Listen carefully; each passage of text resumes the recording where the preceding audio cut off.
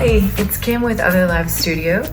I'm so excited to present this next workshop to you, which is all about how to create essentially the illusion of a double waistband on a pair of pants that you already own.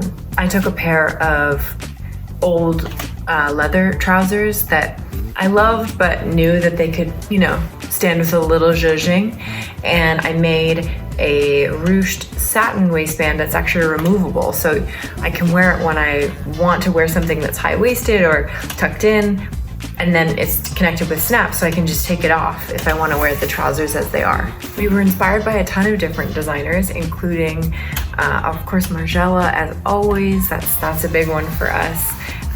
Dion Lee also had some really beautiful examples of a knit waistband under more of like a tracksuit type bottom, and then a newer brand, or new to me, called Marcoux, who did beautiful boxer sort of waistbands topping trousers and sort of track pants made of beautiful woven jacquards and things like that. Just love those pants.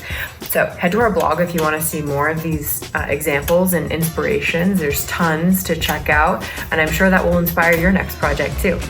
I hope you enjoy learning how to make this removable waistband. And if you have any questions, comments, concerns, you can put them in the comments below and we'll get back to you. The materials that you need for this project are a pair of pants or shorts. I'm using a pair of leather pants with a zipper fly and a button closure. And then for the waistband portion, I'm using a silk charmeuse fabric, but you can also use cotton or another fabric if you like. Then you will need scissors, a sewing machine, elastic, straight pins, measuring tape, and an iron. So the first step is to measure the top edge of your pant waistband, because you'll essentially double that, and that will be the width of your double second waistband. So I'm measuring 30 inches twice, which is 60 inches. You also want to measure your elastic because you need enough to do 2 casings. So in total, I'm measuring 6 inches tall by 60 inches wide.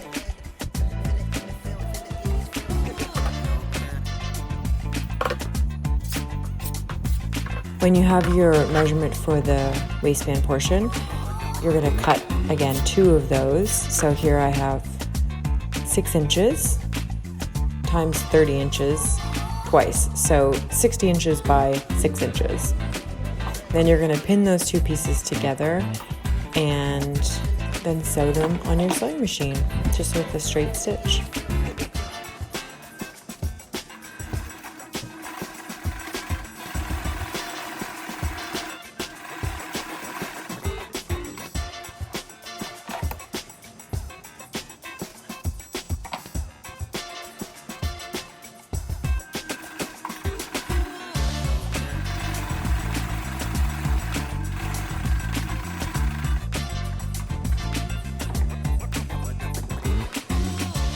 The next step is to press your waistband. So you're going to press open your seam allowances, and then you're going to turn under the elastic casing. So we're going to do the first one first. We're just turning under about 3/8 of an inch to begin with. So we'll press that all the way around. And then we'll do the bottom casing as well. So you can use the same elastic on both. Next, you're going to use the sewing machine to stitch the bottom elastic casing. So after I folded it under 3/8 of an inch and pressed it, I folded it another 1/2 an inch, and that's what I'm stitching here.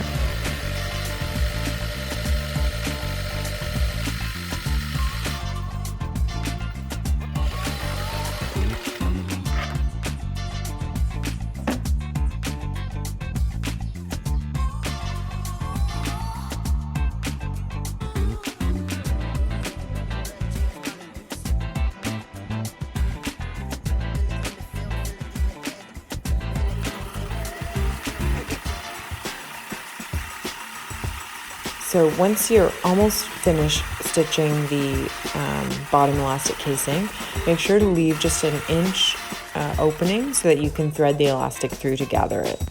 Next, you'll turn under the other elastic casing, press it, and then sew it. And now it's time to thread the elastic through both casings. So you're going to measure your waistband, your natural waist measurement, and cut that in the elastic twice, adding about an inch for the seam allowance when you sew the two pieces of the elastic together.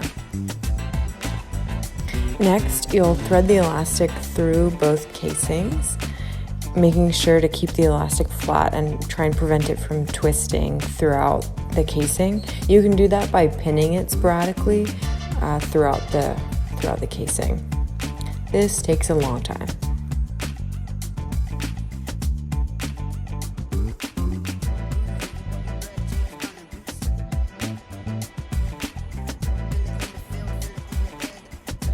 Now you'll sew the two pieces of the elastic together. I do this on the sewing machine. You can also do it by hand because sometimes it can be a little hard to get both those pieces under the presser foot, but you want it to be really secure. So I tend to reverse and go forward quite a few times to make sure the elastic is very much stitched together.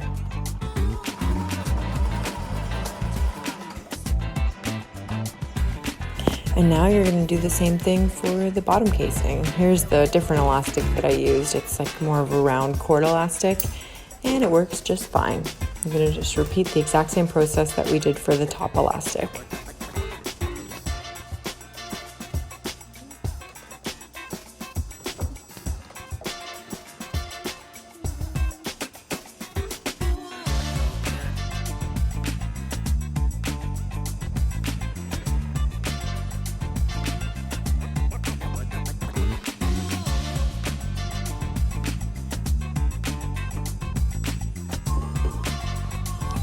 Now that you've created the removable waistband portion, you're going to sew snaps on so that it can attach to your pants. So I'm taking 6 sets of snaps and attaching them throughout the bottom of my removable waistband and the top of my pant waistband.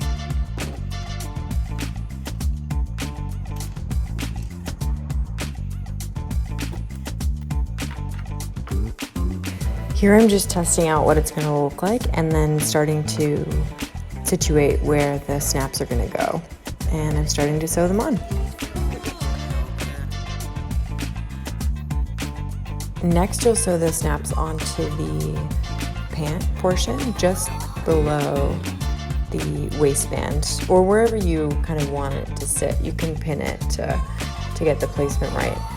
One tip that I would share is if your pants have a lining, make sure that you're sewing the snap only into the lining fabric and not all the way through the self fabric, in this case the leather, because I don't want to see the thread for the snaps on the outside of the pants. So this way it's still invisible, which I like. Just making sure that all the snaps work and the placement is good. And yeah, so far so good. I kind of love it. I hope you enjoyed this double waistband project. I really liked making it. We'd love to see your version of it. So please tag us on Instagram if you do end up making them or other live studio. See you next time.